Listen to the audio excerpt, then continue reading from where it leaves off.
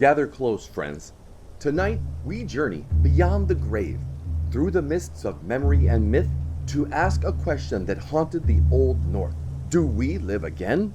Did the Vikings, those fierce raiders, poets, and seekers, believe in reincarnation? Or is the Norse soul a one-way ticket to Valhalla, hell, or the endless dark? As always, the truth is stranger, deeper, and more mysterious than you might think. To begin our exploration, let's first understand how the Norse conceived of the soul and the spiritual world. The Norse didn't see the soul as a single ghostly wisp. Instead, they saw it as a tapestry woven from many threads. The hugr, mind and will, the hamr, shape and form, the fylgja, spirit companion, and the hamingja, luck and legacy, and the votr, guardian spirit.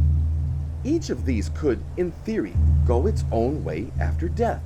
Some might fade, some might linger, and some, just maybe, might return. The Norse soul was not a single immortal entity, but a system of spiritual forces, each with its own fate. Norse spirituality was fundamentally animistic. Everything, people, animals, objects, even places, was thought to possess a spirit or essence. The spirit was not a detachable entity, but something that needed a body or a form to exist in the world. This animistic worldview shaped every aspect of Norse belief, including their ideas about rebirth and the afterlife. In the Norse world, spirit and matter were inseparable, and the boundaries between the living and the dead were porous. Now let's turn to the literary sources and see how the idea of being reborn appears in Norse myth and saga. Mentions of being reborn, or born again, do after all appear in several places in Norse literature, though always in ambiguous or poetic contexts. Let's kick these examples off with a comment made by Jackson Crawford in his analysis of the Helgi poems of the Poetic Edda. After the prose of Helga Kvita Hundingsbana 2, he writes, "It was generally believed in ancient times that people were reborn, though this is now called a superstition. Helgi and Sigrun are said to have been reborn. He was then called Helgi, the sorrow of Hadding, and she called Kara, daughter of Halfdan. And she was a Valkyrie, as is told in the Song of Kara. Remember, though, that this is a prose note, not part of the original verse, and it may reflect a later tradition or Crawford's interpretation. Still, it is one of the clearest statements in a Norse document with textual analysis to the idea of rebirth in the Norse corpus, indicating that yes, the concept of rebirth was present in the culture. A striking example, straight from the text, comes from a short poem of Sigurd, where Hockney curses Gudrun. "Let no one try to talk her out of killing herself. Let the cursed woman never be reborn. She was the runt born to her mother, always destined to destroy our happiness, to bring sorrow to many men's lives." The Old Norse word here, enderborn, means born again. Most scholars interpret this as a poetic curse, a wish that Gudrun never return to trouble the living again, rather than a statement or belief in reincarnation. This demonstrates that the language of rebirth was available to Norse poets, even if it wasn't part of a systematic doctrine. Next, in Völuspá, stanza 21, we find the mythic rebirth of Gullveig. They burned her 3 times. She was reborn 3 times, often killed, not a few times. Still, she would live again. It's important to note that Gullveig is not depicted as a mortal woman, but as a supernatural or mythical being. In the poem, she appears among the gods, and her repeated destruction and rebirth are described in terms that go beyond human experience. Most scholars therefore interpret Gullveig as a personification of powerful forces, such as magic, gold, or desire, or an aspect of the goddess Freyja. Her story is set in a mythic past, among gods and cosmic events, rather than in the human world. Because of this, her repeated rebirth is seen as a mythic motive, not as evidence of a belief in human reincarnation. Another and more legendary example appears in the tale of Olaf Geirstad-Alf, preserved in the Flateyjarbók. Olaf appears in a dream to his kinswoman and instructs her to name her son after him, to whom he will leave his ring and sword. Later, when directly questioned if he is the reborn version of his father, that son, now called Olaf the Holy, himself denies that his soul has inhabited two bodies, saying, "My soul has never had two bodies. It cannot have them, either now or on the resurrection day." While the saga does not here use the word hamingja, scholars interpret the transfer of Olaf's ring, knife, and belt to the newborn as a ritual of spiritual inheritance, suggesting that it was qualities or luck rather than the soul itself that were believed to live on in the new generation. This story, found in a later source, illustrates both the use of rebirth language and the Norse distinction between spiritual inheritance and literal reincarnation. An additional caveat about this instant is mentioned in The Road to Hell. Here the belief in rebirth seems to be clearly expressed, all the more convincingly because of the Christian king's determined denial of it later on. Again, it will be noticed that the name is important, and with that name, it would seem that some part of the dead man enters the child. Now let's look more closely at the idea of spiritual inheritance and naming practices, which are central to Norse ideas of rebirth. The sagas such as Cormac's Saga, Erbegja Saga, Svarfdæla Saga, and Vatnsdæla Saga mention the passing of luck or spirit, hamingja or vilja, from one person to another, especially within families. However, these passages do not use reborn language and are about spiritual inheritance, not literal rebirth. At this point, it's important to clarify a key distinction, one that is often misunderstood. Norse rebirth is not the same as reincarnation in the Eastern sense. In Hinduism or Buddhism, reincarnation is a journey of a single immortal soul through many bodies and lifetimes. In contrast, Norse belief, as explored by scholars like Neil Price and H.R. Ellis Davidson, centers on the transmission of spiritual qualities, luck, and memory, often within the family line, rather than the migration of a single soul. Now let's examine the archaeological and ritual evidence and see how burial practices reflect these beliefs. Archaeological evidence from Scandinavia reveals that graves where bodies were weighed down with stones, sometimes a single stone in the chest, sometimes many stones covering the body. Most scholars believe that these stones were meant to prevent the return of the restless dead, a draugr, not to delay or time rebirth. The idea of using stones to control rebirth is a speculative interpretation found in some later folk traditions, but not supported by direct evidence from the Viking Age. The transfer of personal objects, rings, swords, belts, was more than symbolic. These items were believed to carry the essence or power of the deceased, as in the story of Olaf. Passing them on was a ritual of spiritual inheritance, ensuring that the ancestors' luck and qualities lived on. Burial practices and grave goods managed the fate of the spirit, sometimes to keep it away, sometimes to invite its return.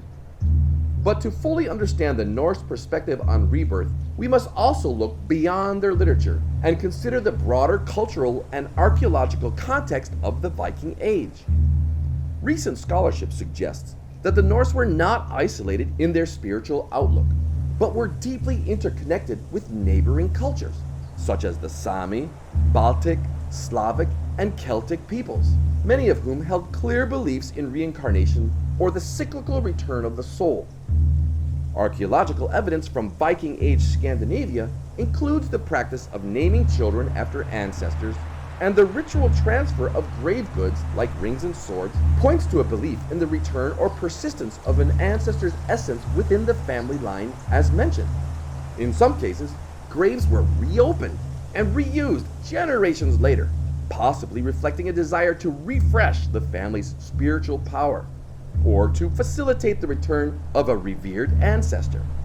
These customs, found across Northern Europe, suggest that the idea of rebirth, if not as a formal doctrine, then as a lived tradition, was more widespread than the surviving Norse texts alone reveal. In fact, Scandinavian folk tradition is full of echoes of these old beliefs. Stories of children born with birthmarks or skin rashes called elfburns or alfbrand, thought to be marks given by elves or spirits. While in Norse and Scandinavian tradition, these marks were more often attributed to elves or spirits than to reincarnation, and the idea that they are evidence of previous lives is more common in modern or non-Scandinavian folklore, their presence shows how the boundaries between the living, the dead, and the spirit world remained fluid in the popular imagination. While Christianization led to the suppression or reinterpretation of many such beliefs, the persistence of these motifs in folk practice and the explicit denials of reincarnation by Christianized Norse figures such as Olaf the Holy hint at an earlier, more fluid understanding of the soul's journey. Taken together, the archaeological, folkloric, and comparative evidence suggests that some Vikings, influenced by their neighbors and their own ancestral customs, may indeed have believed in forms of reincarnation or spiritual return, even if these beliefs were later obscured or denied in the written record. This broader context invites us to reconsider the Norse worldview as part of a larger Northern European tradition, where the boundaries between life and death, self and ancestor were porous and dynamic. Adding even more color to the picture, the Norse also believed burial practices could be used to delay or prevent the return of criminals, witches, or those deemed dangerous. Stones placed on the body, burial on the outskirts of graveyards, or even burial by the seashore were all ways to keep a spirit from returning too soon or at all.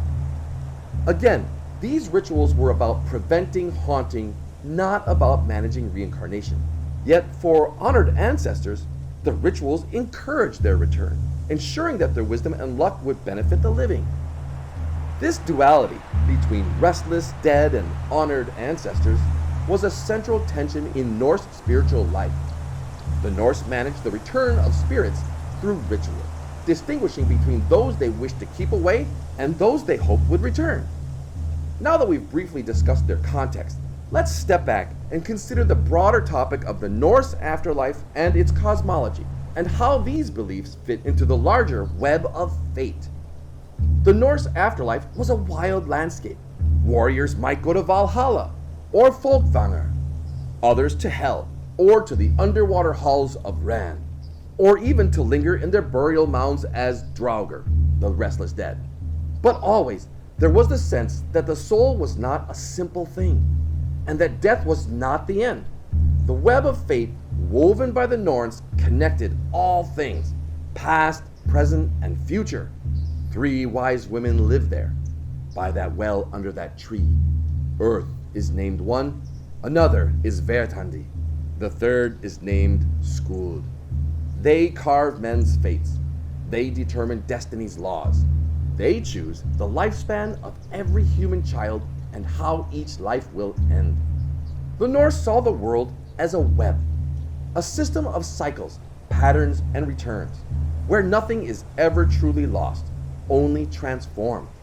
While the Norse did not have a proper doctrine of reincarnation as found in Eastern religions or a mathematical cosmology like the Pythagoreans, the Norse sense of a patterned, interconnected universe woven by the Norns where nothing is ever truly lost echoes some of the intuitions found in other philosophical traditions. For example, in Pythagorean Illuminism, which goes all the way back to Pythagoras, Plato, and others, and actually predates the Viking Age, reality is understood as fundamentally mathematical, with cycles, patterns, and transformations at its core.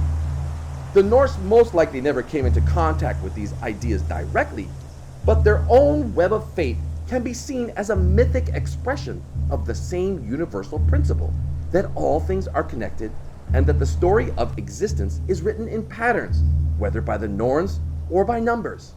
It's also worth noting that these beliefs persisted long after the official Christianization of Scandinavia. Animistic and rebirth traditions survived in folk practices, sometimes blending with or resisting Christian doctrines.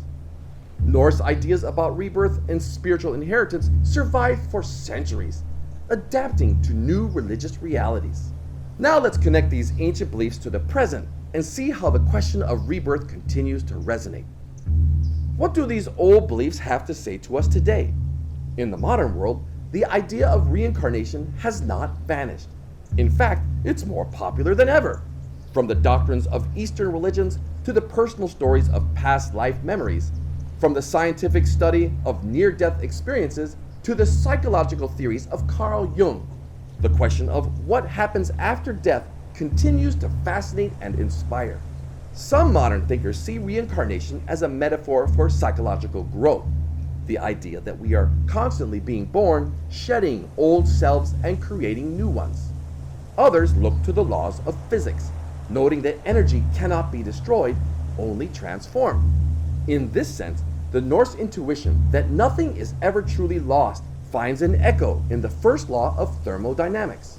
Modern science itself even finds echoes of these beliefs.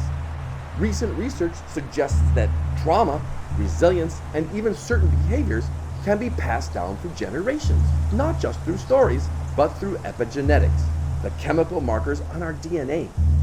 In a way, the Norse were right. The deeds of our ancestors live on in us, shaping who we are and who we might become. The Norse sense of the soul's persistence, its cyclical return, and its place in a greater pattern echoes in modern science and psychology. So, did the Vikings believe in reincarnation? The evidence is complex, ambiguous, and poetic in the literature, but more suggestive when viewed through the lens of archaeology, folklore, and the beliefs of neighboring cultures. The Norse saw the soul as a complex system, with some aspects, like luck or memory, believed to persist or be inherited, especially within families. While scholars are cautious about calling these examples reincarnation in the Eastern sense, the repeated appearance of rebirth language in Norse myth and saga, combined with the broader archaeological and folklore context, shows that the idea was present, if not as a doctrine, then at least as a lived tradition or popular possibility. The debate continues, and perhaps it's time to look at these old stories with fresh eyes. For myself, as a student of both Norse myth and ontological mathematics, I find it fascinating how different cultures have tried to express the interconnectedness of all things. The Norse spoke of the web of fate. The Pythagoreans spoke of the harmony of numbers. In my own view, these are two ways of pointing to the same mystery, that reality is not random, but structured, meaningful, and perhaps mathematical at its deepest level. What do you think? Can ancient myth and modern mathematics meet in the search for meaning? And maybe, just maybe, that's the real lesson. The Norse believed that the soul's journey never ends, not as a single wandering soul, but as a living system of memory, luck, and spirit, woven through the generations. We are all ripples in the great sea. Our deeds, our thoughts, our very being, these echo down the ages, shaping the world long after we've gone. So, what will you leave behind? What pattern will you weave? If you're interested in exploring more about how mathematics and philosophy intersect with myth, Norse mythology in particular, check out my other videos where I explore these ideas in depth. And finally, if you enjoyed this journey through the mysteries of the Norse soul, share your thoughts below. What do you think? Do we live again? Or is our only immortality the legacy we leave behind? Until next time, friends, seek the runes, honor the web, and remember, the story is never truly over.